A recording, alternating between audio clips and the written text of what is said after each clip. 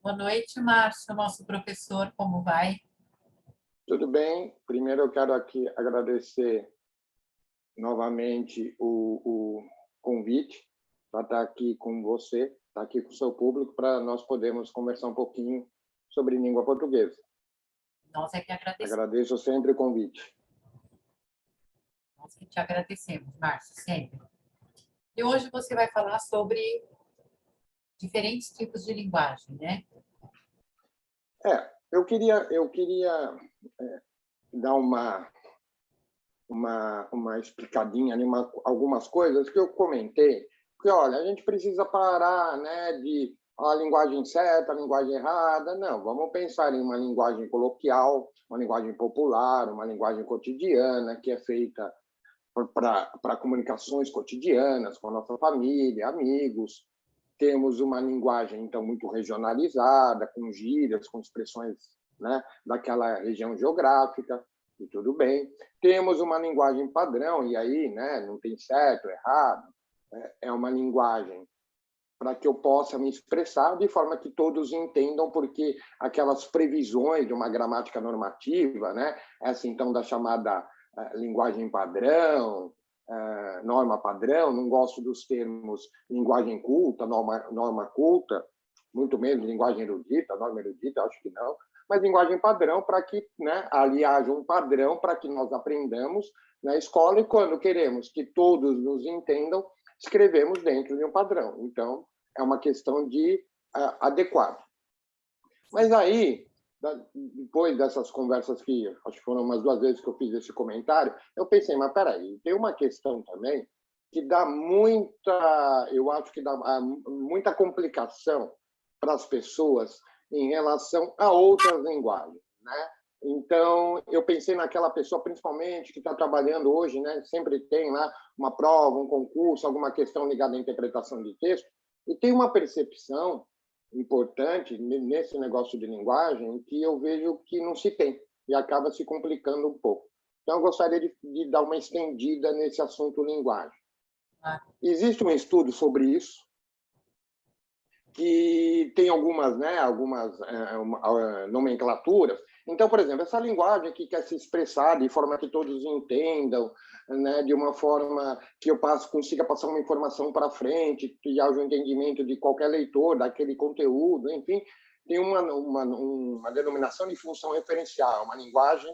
A função referencial é uma linguagem que tem essa coisa, né, de seguir as normas da gramática para que se estabeleça um texto que todos entendam, que haja uma compreensão para todos. É assim que a ciência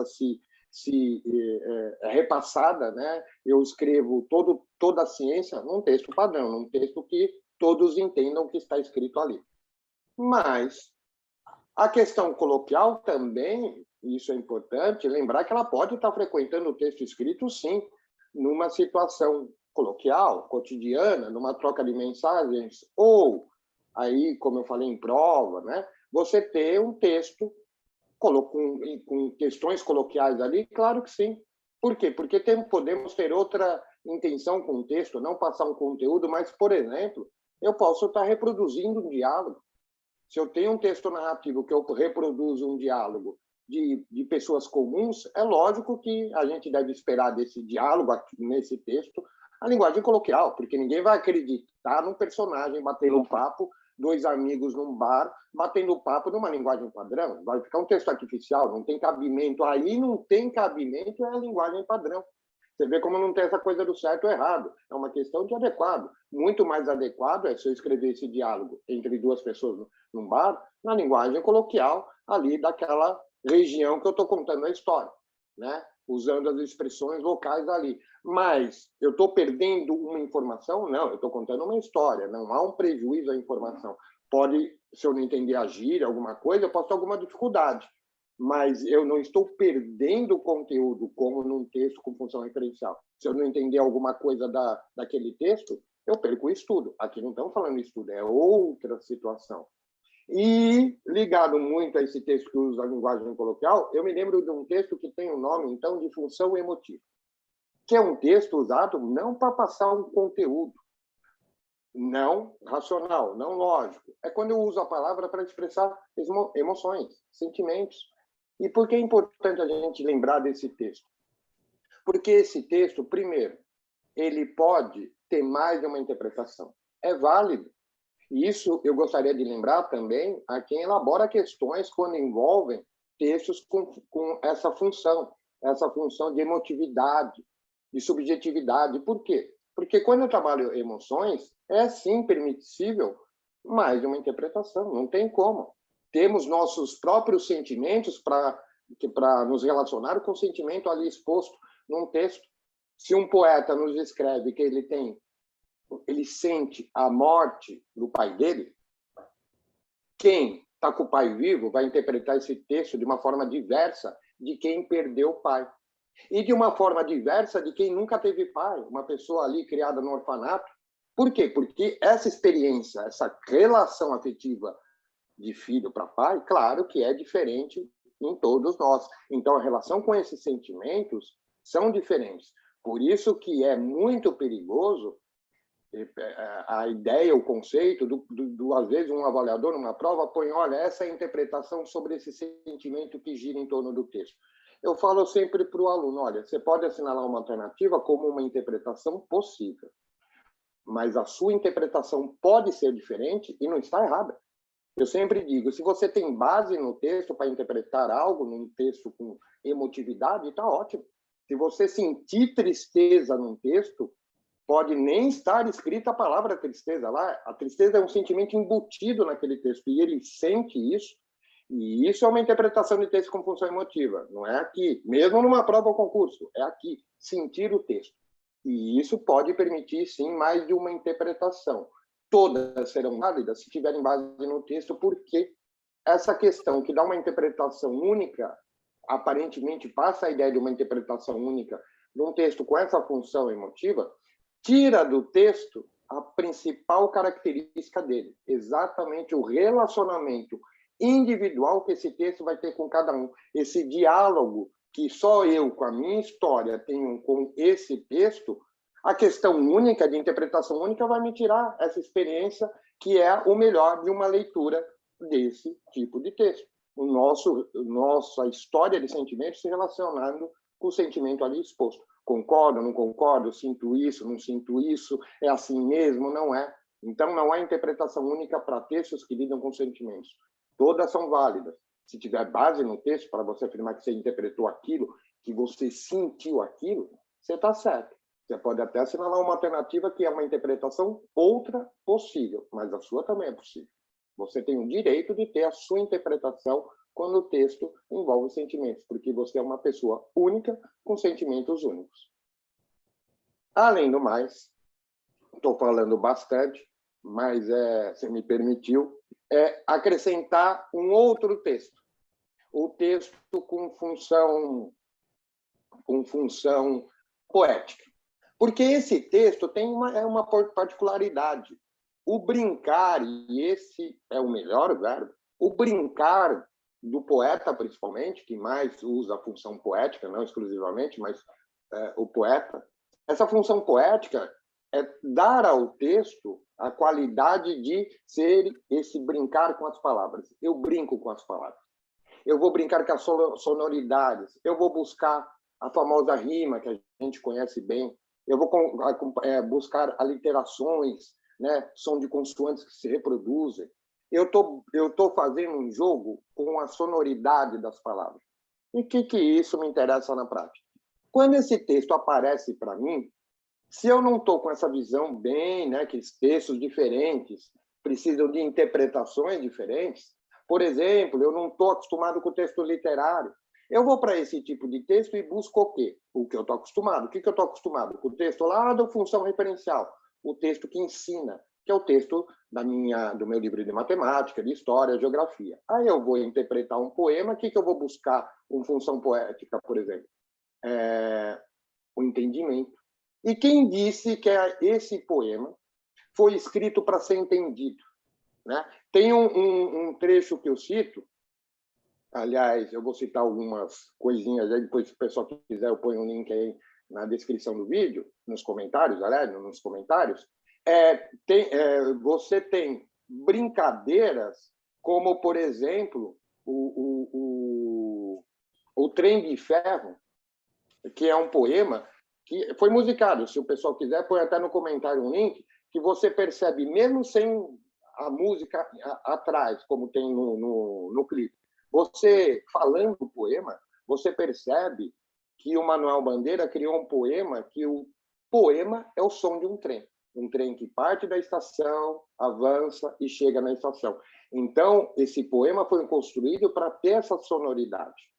Essa sonoridade tem mais importância ou tão importância quanto o conteúdo. Eu estava falando que também um outro, se o pessoal quiser aí o clipe, eu publico, tem uma letra do Jorge Benjor, que é Alô, alô, Jacarezinho. W Brasil.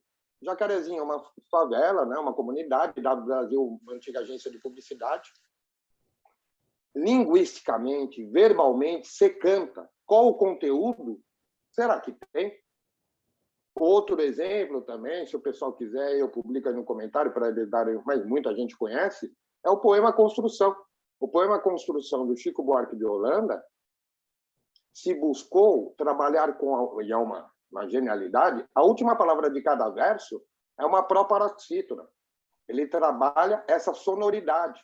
Então, você tem um jogo inteiro do texto trabalhado em cima da última palavra de cada verso ser uma proparoxítona, que é antepenúltima sílaba tônica, forte. E é extraordinário porque é o menor número de palavras que existem na língua portuguesa, as proparoxítonas. Então, ele conseguiu um senhor feito.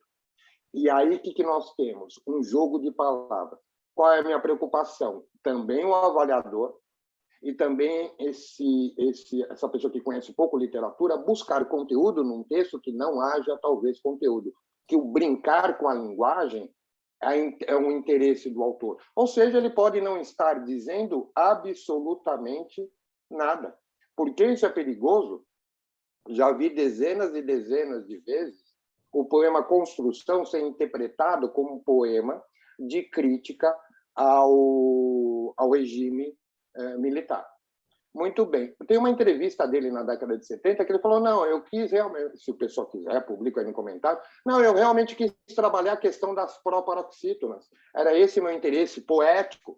O conteúdo, se foi subjetivo. Eu não pus intencionalmente uma ideia de crítica naquele poema, não intencionalmente. E muito se interpretou que sim. Então, a gente precisa também ter esse cuidado. Nem sempre um texto pode passar algum conteúdo. Ele é apenas uma brincadeira, ou pelo menos tem a função principal de brincar com a linguagem. Lembrando, se nós todos conhecemos músicas que têm lá as rimas.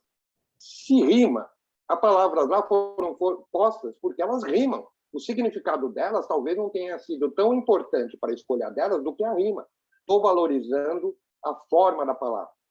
Ao contrário do texto lá no começo, o texto com função referencial, que a palavra só entra pelo conteúdo, aqui na função poética, o texto pode entrar pela sonoridade.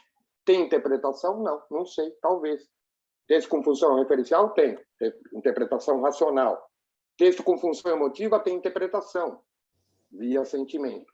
Interpretação poética, às vezes, a única coisa que eu vou tirar de lá é uma brincadeira musical. Eu estou jogando com as palavras. E eu quero evitar o que eu vejo muito comum. O aluno, o candidato, vai para todo o texto buscando uma coisa chamada entendimento. E por isso que muitas vezes ele fala, eu não entendi nada naquele texto, aquele texto é confuso.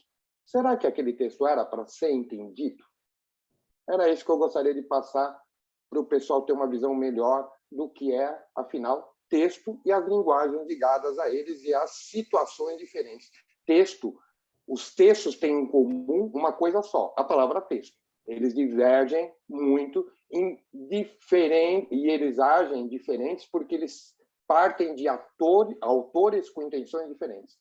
Eu uso uma linguagem de acordo com a minha intenção. E nem sempre temos um autor que quer informar. Às vezes tem um autor que quer brincar com as palavras, expressar sentimentos, e a linguagem é outra, a interpretação é outra. É isso que eu gostaria de dar aí para o seu público hoje, esse papo mais alongado aí sobre tipologia textual. linguagens diversas. Muito bacana a explicação, Márcio. Vai servir, acho, para muita gente, para mim também, certo? Nós, como sempre, agradecemos a sua disposição. Eu que agradeço, e se ficar esse refrão, então, eu gostaria. Textos são diferentes porque partem de autores com intenções diferentes e, principalmente, requerem, então, interpretações diferentes. Nunca mais, a minha sugestão, vejam texto como textos, uma coisa plural. Cada um tem o seu jeitão, cada um tem a sua cara e cada um vai ser interpretado de forma diferente, porque cada um mesmo, porque depois ainda tem que contar o autor. Tem coisas no texto que tem a ver com o autor. Então, textos só têm em comum a palavra. Conheça cada um antes de analisá-lo. Bacana. Obrigada, Márcio. Obrigado, desculpe me alongar aí um pouco mais e agradeço não só a você, mas ao seu público aí pela paciência aí. Espero que aproveitem e gostem do que a gente comentou aqui. Eu acho que não é paciência, não. Eu acho que é muito produtivo o que você traz para a gente, pode ter certeza. Eu agradeço. Se ajudei de alguma forma, eu agradeço.